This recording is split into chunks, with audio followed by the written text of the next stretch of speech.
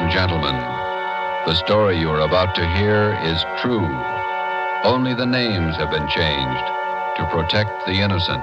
Fatima Cigarettes, best of all long cigarettes, brings you Dragnet.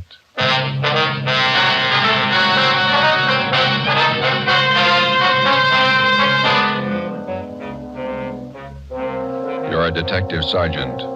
You're assigned to homicide detail.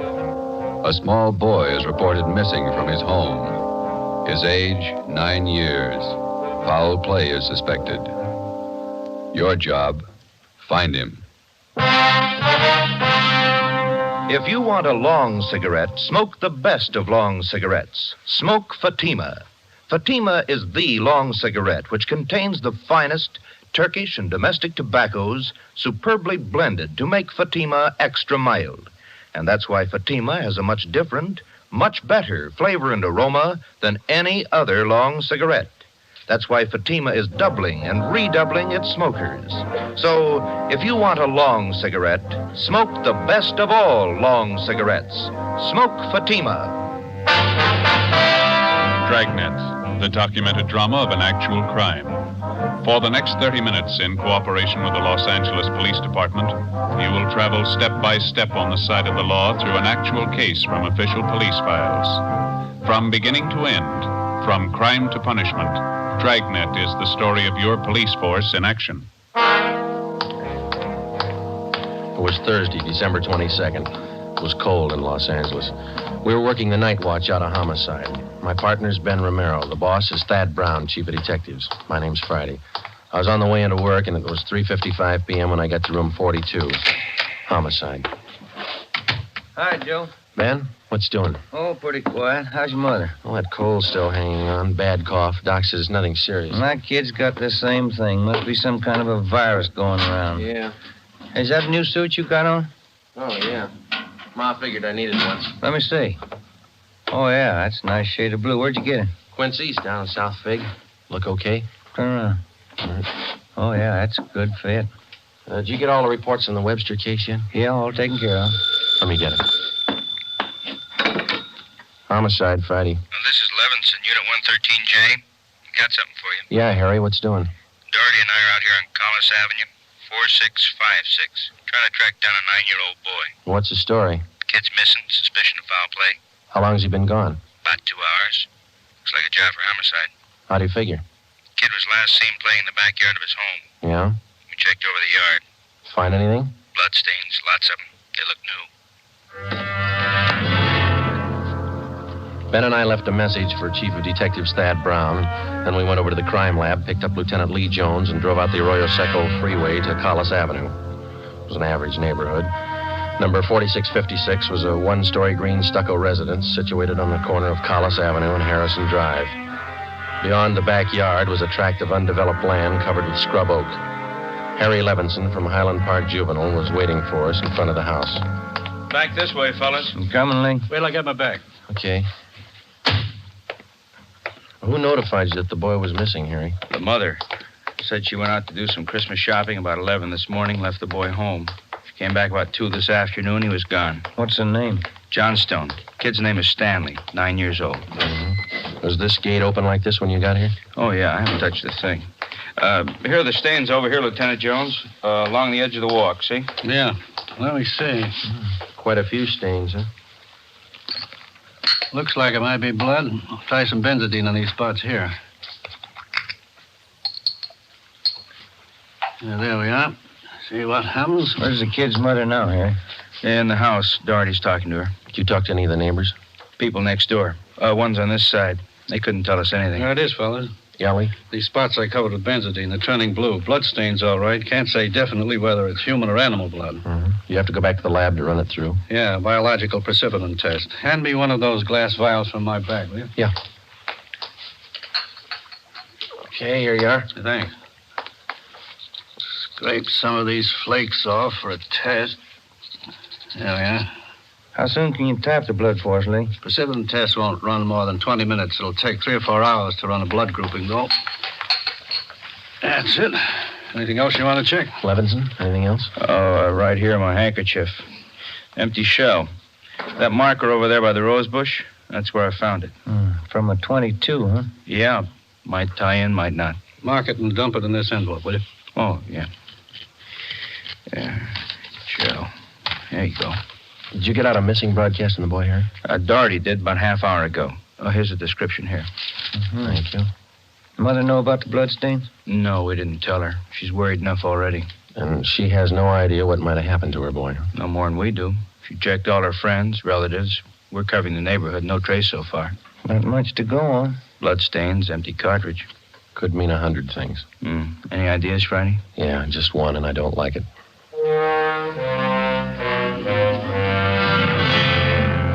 4:30 p.m., Thursday, December 22nd. The neighborhood search for 9-year-old Stanley Johnstone continued.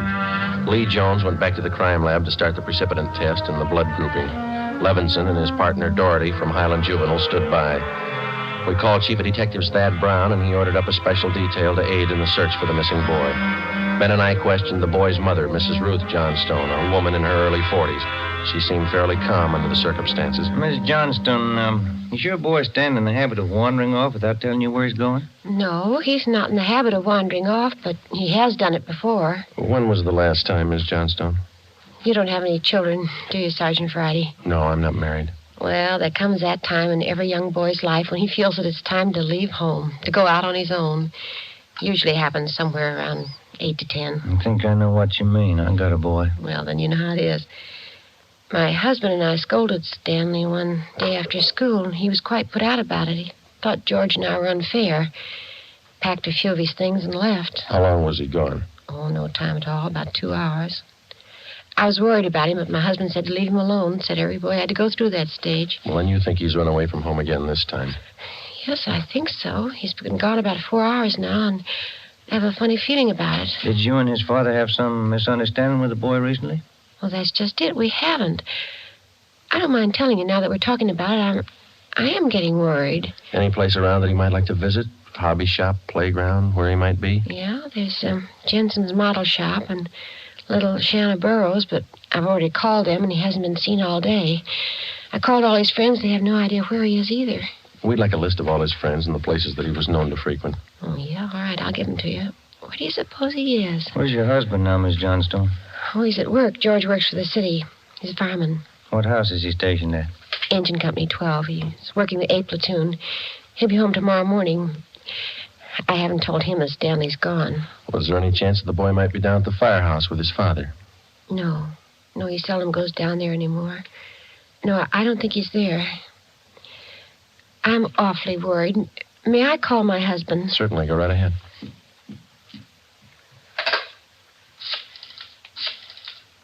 I know George will be worried. Stanley's been gone too long. Hello? May I speak with George Johnstone? This is Mrs. Johnstone. Thank you. I hate to call George at his work. Yes, ma'am. Does your husband own a gun? Yes, he does. What caliber, do you know? Well, it's a .45 automatic. He got it. George? This is Ruth. George, is Stanley down there with you by any chance? Oh. No, I can't find him anywhere. He hasn't been here when I came home from my shopping. There are 2 policemen here. No, I said there are 2 policemen here. Oh, no, dear. I'll call you if we don't find him soon. All right, dear. Yes, you too. Goodbye. Well, I didn't think he'd be with George. That .45, is that the only gun in the household? Well, yes. Why are you asking about guns? Has anything happened that you're not telling me about? No, ma'am. Just routine checking. We'll have to take a look at that .45, if you don't mind. Maybe I should tell you. We do have another gun in the house, but it's all wrapped up. George bought it for Stanley's Christmas present. May we see it, please? Well, yes. Will you have to unwrap it? Yes, I'm afraid so. Well, I think I can reach it. We had to hide it. Now, let me see. Oh, here's the paper it was wrapped in. Stanley must have found it. It's gone. See, here's the gift card and the box the gun came in, the rifle. Can I look at that box, ma'am? Thank you. How about it, Joe? .22 caliber. Thursday, December 22nd, 5:15 p.m. It was getting dark. The search for the missing boy continued. We checked the list of Stanley Johnstone's friends. None of them or their parents had any idea of his whereabouts. We talked with Levinson again. He had been in touch with the detail combing the neighborhood. They had found nothing. We went down to Collis Avenue and 10th Street, service station on the corner. 1 nickel, Joe? No, I got one. You watch for that, huh? Yeah. Okay.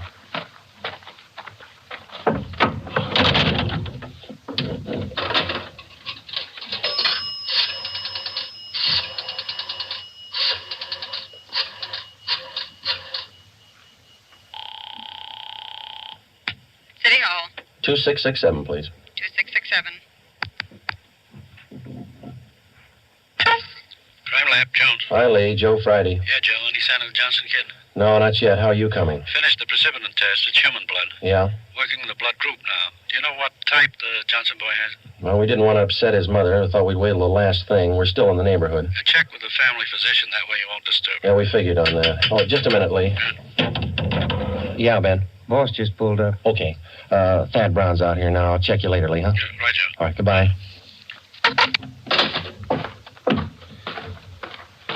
Gentlemen, how's it going? Just checked with Lee Jones. Yeah, I know. It's human blood. What do you think? We talked with the boy's mother, Miss Johnstone. Found a gun missing. Yeah. Caliber's the same as the empty casing that Levinson found. 22. You said the gun was missing. Yeah, the Johnstones were going to give it to the boy as a Christmas present. They had it hidden, but it's gone now. Any idea who took it? Well, they left the Christmas wrapping behind. I think it was the kid. 22 rifle, huh? 9-year-old boy. When are they going to learn? First, it's carbide cannons on the 4th of July. The city issued ordinance after ordinance, but a few thousand kids around the country had to lose their eyes, fingers, hands before the parents gives us their full cooperation to outlaw them. I know what you mean. Sure you do. You and every other cop in the country became the heavies trying to clamp down on them. It's always the same story. This time it's guns for Christmas. I know what you're thinking, but we're not sure yet. Listen, Friday, there's a city ordinance against giving a gun to a kid. You know that? Yes, I know that. There's a missing boy and a missing gun. There's blood on the ground and an empty shell. That's enough for me. We're going to stay with it. Something's got to break. Yeah. I hope it's not the hearts of that kid's parents. Oh, hi, Chief. I've been looking for you, Friday. What do you got, Harry? Found the gun. New 22 rifle. Strong smell of cordite. I'd say it's been recently fired. Where'd you find it, Levinson? Back up there in that scrub oak. Up behind the Johnston house. Mrs. Johnstone identified it. Buckley took it down to the crime lab. Thanks, Harry. Is Miss Johnston okay? Pretty sick now. Kilby came up with something else. What's that? There's another one missing. An 8-year-old boy. 6:30 p.m. We talked with Officer Kilby about the other missing boy. He told us that his name was Stephen Moorheim, 8 years old. His family had just moved into the neighborhood, and it seemed that no one besides the Moorheim family knew that the boys played together. Mrs. Moorheim told us that Stephen told her that he was going out to play and that he'd be home by 6 o'clock for dinner. She told us that he was an unusually prompt boy and almost never overstayed his playtime. We got a description of the Moorheim boy and put out a missing broadcast. We called the Johnstones' family doctor. He told us that Stanley's blood was type O. At 7 p.m., we talked again with Mrs. John Moorheim. Are you sure Mrs. Johnstone doesn't know where the boys are? She has no idea, Miss Moorheim. This is terrible. It's just awful. I feel there's more to this thing. Something you're not telling me. Well, there's no use to upset you until we know a few things for sure. And you are holding back something. Now, please try not to worry, Miss Moorheim. There are certain questions we'll have to ask, routine questions in any kind of investigation. Is there anything else you want to know? Yes, ma'am. What is your boy's blood type? That's a funny question. Do you think anything's happened to him? Have you found him and you're not telling me? No, ma'am, we haven't found him. We don't think anything's happened to him. His blood type. Yes, ma'am. I think I have it written down in Stevie's baby book. Yes, here it is. It's type O. Thank you. I wonder if I might use your phone, please? Yes, of course. It's in the hall. I'll be right back, Ben. Yeah, okay.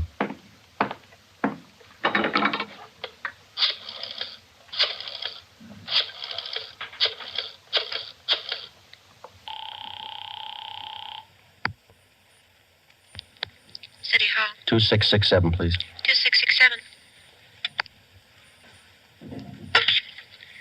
Crime Lab, Pinker. Hello, Ray. This is Friday. Lee there? Just a minute, Joe.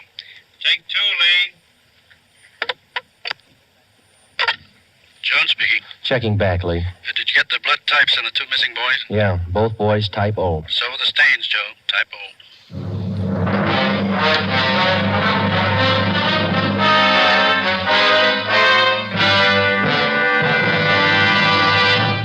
are listening to Dragnet for the solution to an actual case from official police files.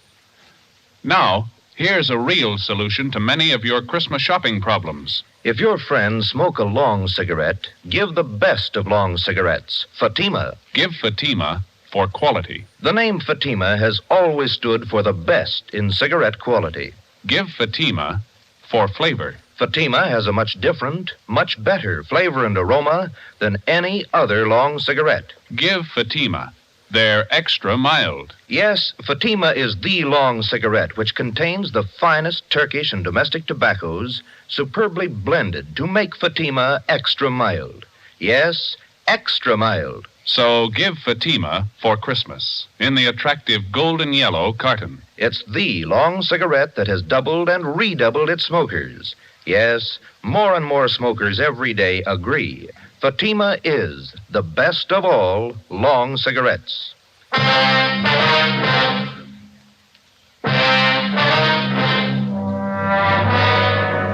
p.m., Thursday, December 22nd. Still no sign of either of the missing boys.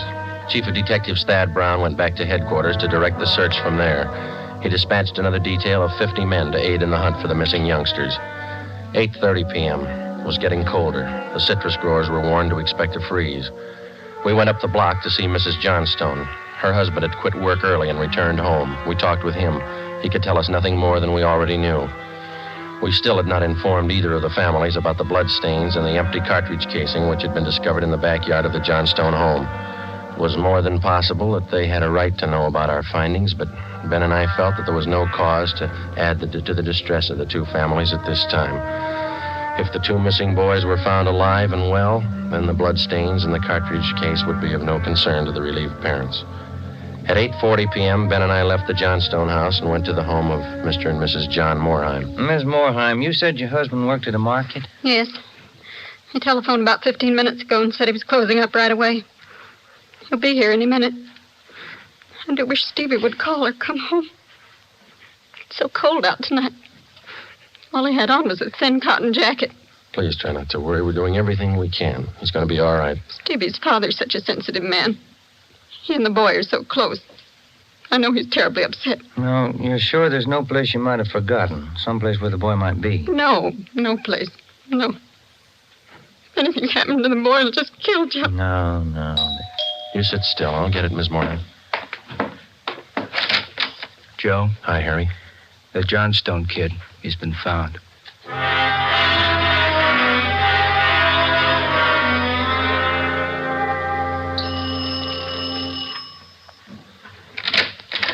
Oh, he's home, Sergeant. He's come home. Thank God he's all right. Where's he been? Did he tell you? No, he didn't.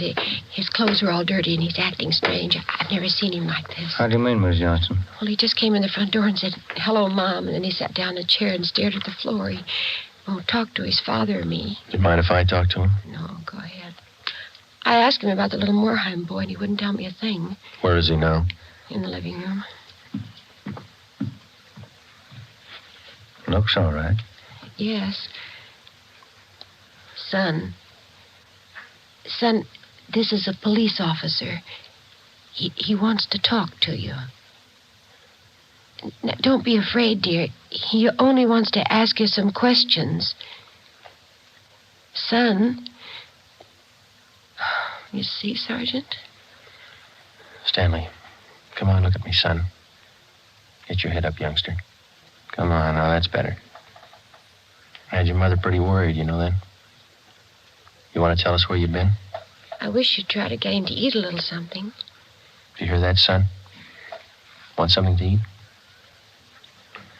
Stanley, there's another little boy up the street who hasn't come home. Do you know where he is? His father and mother are worried about him, too, just like your folks were. You've got to help us find him, son. I killed him. I killed Steve with the .22. We were only playing.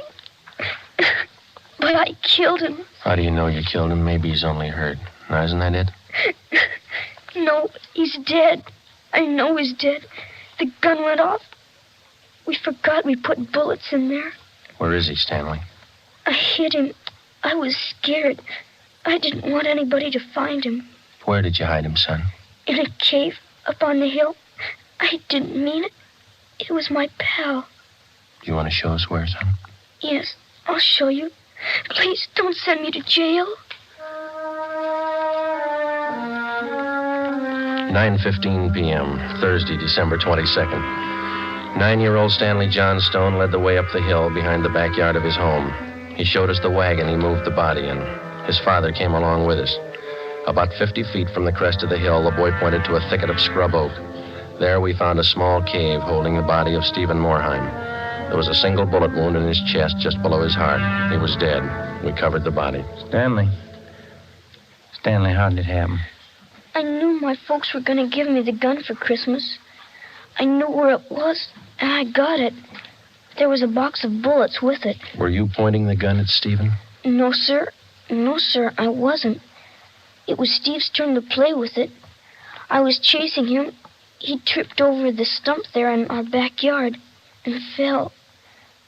The gun hit him in the stomach, and it went off. Why do you think you killed him if you're telling us the truth? I'm telling the truth, honest. That's the truth. All right, I believe you, son, but why do you think you killed him? It was my gun. Steve would still be alive if I didn't go and get it. I should have waited till Christmas. It's all my fault. Where have you been all this time? In the cave with Steve. What were you doing in there, son? I was praying. I was praying for God to make him alive again.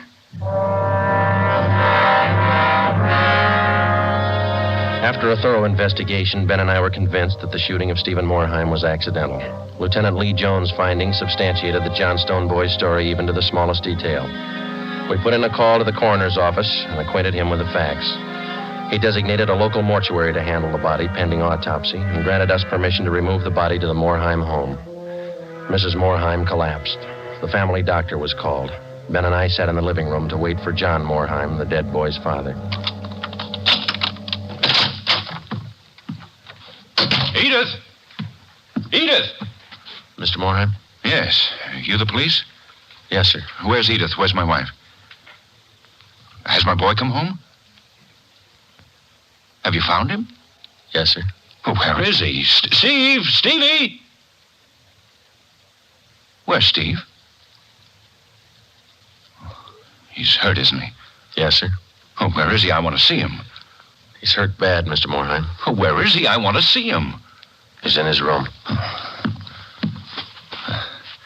How bad? Pretty bad. He's dead. All right, if I go in. If you want to. Will you go with me? Sure. Don't make it any harder on yourself, Mr. Morheim. I want to see my boy. Stevie. Mr. Morheim. Stevie.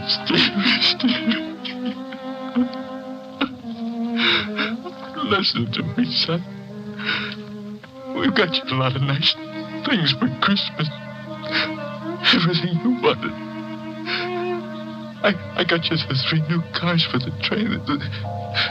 The one with the searchlight is really works.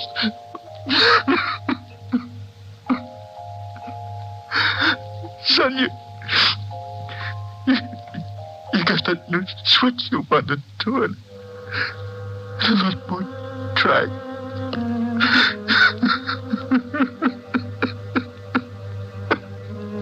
Oh, Steve. Now you can have a big layout. You know that new baseball mitt you saw? Well, I got it for you. Steve. That cowboy outfit you wanted, I got it too. Mr. Morheim.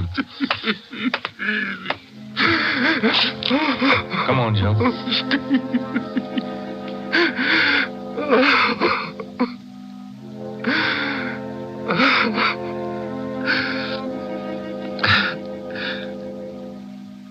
What happened?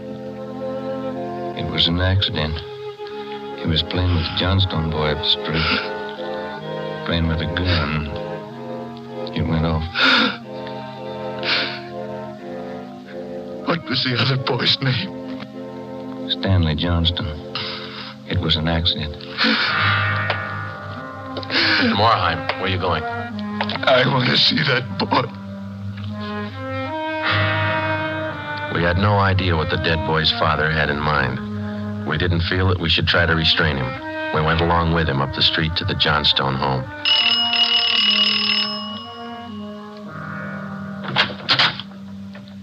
I'm Stevie's father. Where's your boy? I'm sorry. Where's your boy? He's right here. Won't you come in? It's all right, Miss Johnstone.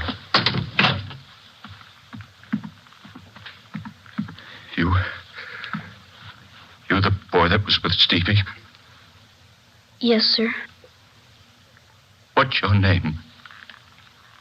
Stanley. Stanley. I know it wasn't your fault, Stanley. I wonder if you'd do something for me. Yes, sir. I've got a lot of nice presents for Stevie. I know he'd want you to have them.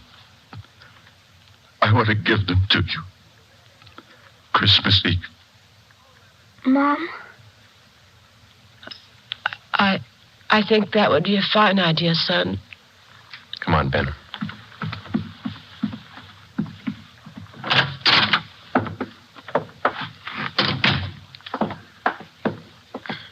Well, what does it all prove, Joe? You don't give a kid a gun for Christmas.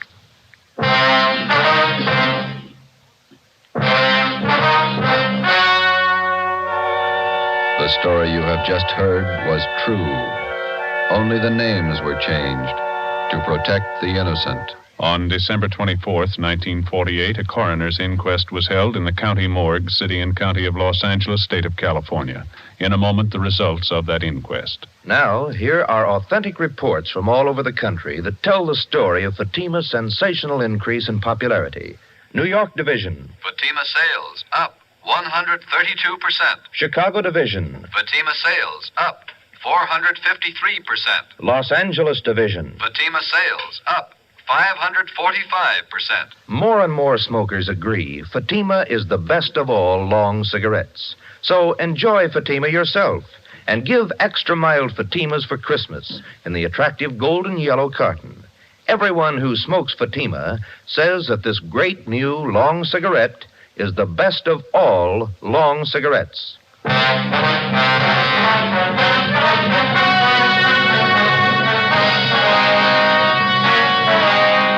At the coroner's inquest, it was officially recorded that Stephen Morheim's death was the result of an accident. Stanley Johnstone, age 9, was absolved of any legal responsibility for his friend's death. You have just heard Dragnet, a new series of authentic cases from official files. Technical advice for Dragnet comes from the Office of Acting Chief of Police W.A. Wharton, Los Angeles Police Department. Dragnet honors Hennepin County, Minneapolis, state of Minnesota, and the men of the Hennepin County Sheriff's Office, another of America's great law enforcement agencies. One of these men, Sheriff Ed Ryan, veteran police officer and department administrator, who dedicates his life to making yours more secure. Fatima Cigarettes, the best of all long cigarettes, has brought you Dragnet, portion transcribed from Los Angeles. Be sure to hear songs by Morton Downey tonight on NBC.